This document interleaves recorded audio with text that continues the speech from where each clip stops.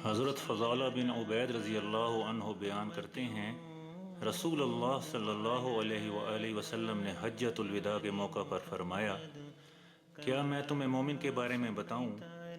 कामिल मोमिन वो है जिससे लोगों की जानो माल महफूज हों। कामिल मुसलमान वो है जिसकी ज़बान और हाथ से मुसलमान को तकलीफ़ ना पहुँचे। और मुजाहिद वो है जो अल्लाह की अताअत में अपने नफ्स के साथ जिहाद करे। और मुहाजिर वो है जो गुनाहों और बुराइयों को छोड़ दे।